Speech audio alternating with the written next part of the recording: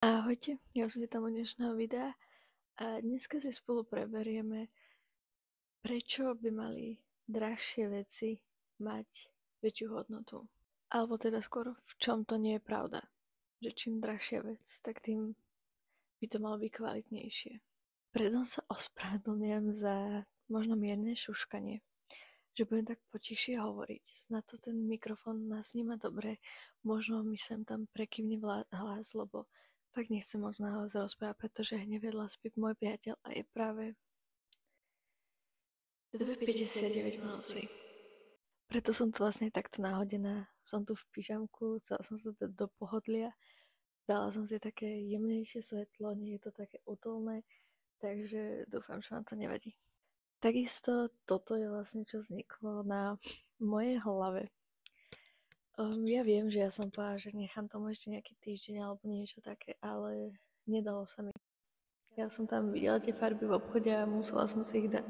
Aj keď som to chcela také viac pastelové, viac také baby pink a toto je také, že skôr hot pink, ale bohužiaľ mne by to na tú ryšavu nechytilo inak.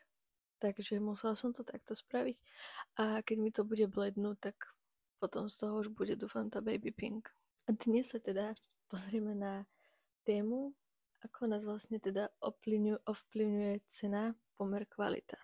Myslíte si, že drahšie veci hneď znamenajú, že sú aj kvalitnejšie, alebo je to len taký marketing, alebo pre taký nejaký svoj lepší pocit?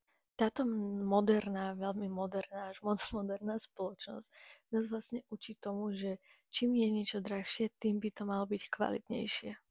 Ale samozrejme, minimálne mne to nepripadá ako pravda. Toto video mi inak napadlo len tak náhodou, keď som si vlastne uvedomila, že napríklad ja si sama kupujem kozmetiku napríklad na tvár, ktorá je taká klasika proste z DMky a takých obchodov. Proste nepotrebujem žiadnu fancy značku na to, aby som mala potom z toho dobrý make-up. Ale k tomu sa ešte dostaneme. Teraz si dáme niekoľko príkladov na našu tému. Napríklad taká luxusná móda.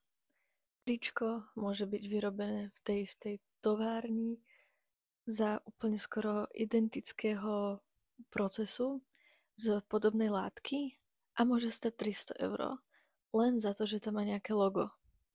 Keby to logo nemá, tak môže stať 20 eur. Proste to je to, čo som hovorila o tom statuse, že niekto si proste kúpi drahé napríklad oblečenie len kvôli tomu, aby mal dobrý status, aby mal dobrý pocit z toho, že má niečo veľmi drahé a ostatní to napríklad nemajú. Samozrejme nehovorím to tak, že to platí pri každom človeku, ktorý má niečo drahšie. Samozrejme, že to tak neplatí. Ale nájdú sa nejakí jedinci, ktorí si takéto veci kupujú len priamo kvôli tomu statusu. Ako ďalší príklad tu máme napríklad technológiu.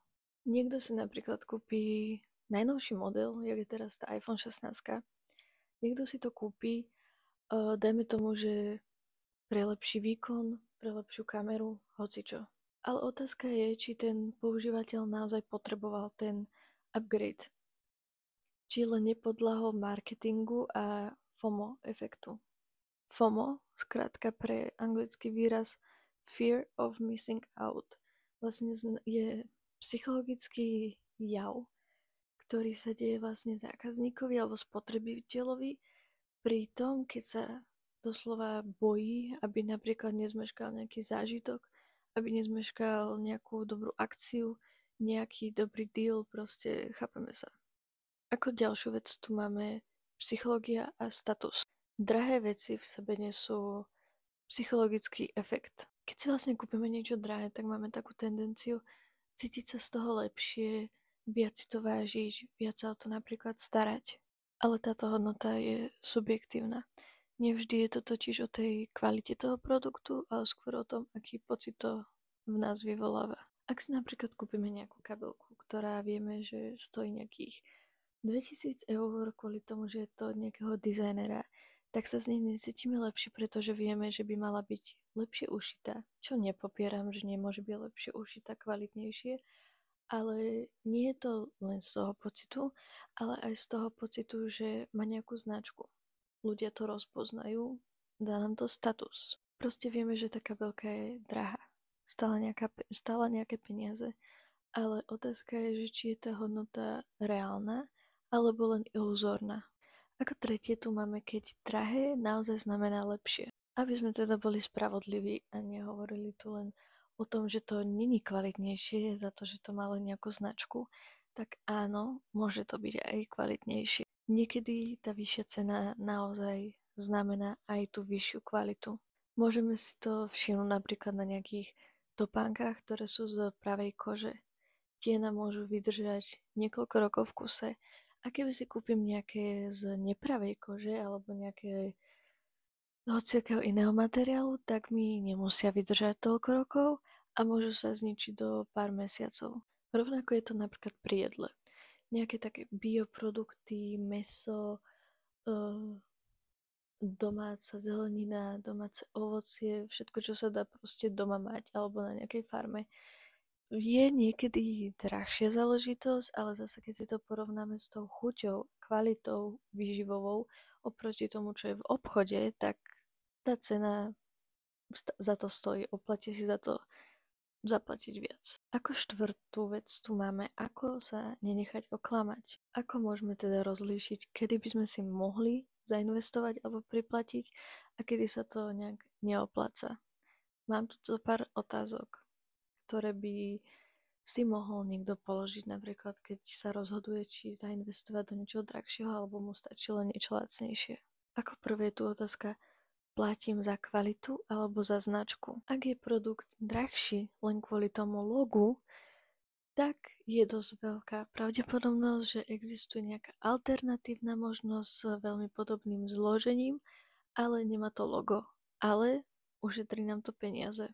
Ako ďalšia otázka je, či sa mi táto investícia oplatí na dlhú dobu, na dlhodobo. Niektoré drahé veci sa teda naozaj oplatia. Vydržia dlhšie kvôli kvalite napríklad, ale niektoré drahé veci sú napríklad len kvôli trendu, čo by sa mi potom už napríklad dlhodobo neoplatilo. Ako tretia otázka, posledná, je tu, či si to kupujeme len pre to logo. Ak je odpoveď áno, kupujem si to len kvôli tomu logu, tak očividne sa to tak moc neoplatí a chceme to iba čisto pre tú značku a nie tú hodnotu. Ako taký záver by som možno povedala, že tá cena nie je teda vždycky za rukou kvality. Väčšinou si ľudia kupujú tie drahšie veci už len z toho, že ich chytil marketing, z toho spoločenského statusu, alebo aj psychologický efekt, ktorý v nás vyvolávajú tie drahé veci. Najlepšie rozhodnutie správame vtedy, keď si uvedomíme reálnu hodnotu tej veci. Či to teda naozaj potrebujeme. Vezmite si, že napríklad niekto si kúpi nejaký Dior make-up za, ja neviem ani koľko to môže stať peňazí, aj keď vlastne ide tam iba o tú značku. Možno to nie je také kvalitné, jak nejaký iný make-up. Ja si možno viem spraviť podobný alebo taký istý dokonca make-up, aj keď mám, dajme tomu, že len od Maybelline Fit Me make-up a nemám Dior predražený. Napríklad ja som ten typ človeka, čo sa vlastne maluje iba s takouto drogerkou, kozmetikou. Ja jediné, čo mám nejaké drahšie, je od Kylie Jenner set na pery, kde je vlastne rúž a ceruska na pery, ale to som si ani vlastne ja sama nekúpila. A to som dostala ako darček. To je asi také jediné a ostatné sú fakt iba také klasické z drogerky a myslím si, že to človeku úplne maximálne stačí. Vie si s tým vykúzliť takisto pekný make-up, ako by si vedel spraviť aj proste s nejakým predraženým make-upom. Napíšte mi dolu do komentárov, čo si o tom myslíte vy, či ste sa s niečím takým stretli, že ste si priplatili za nejakú službu alebo produkt a nakoniec sa vám to ani neoplatilo, alebo naopak, či sa vám to oplatilo. Budem rada za odber, lajčík, keď ma nejak hociak podporíte a vidíme sa pri ďalšom videjku.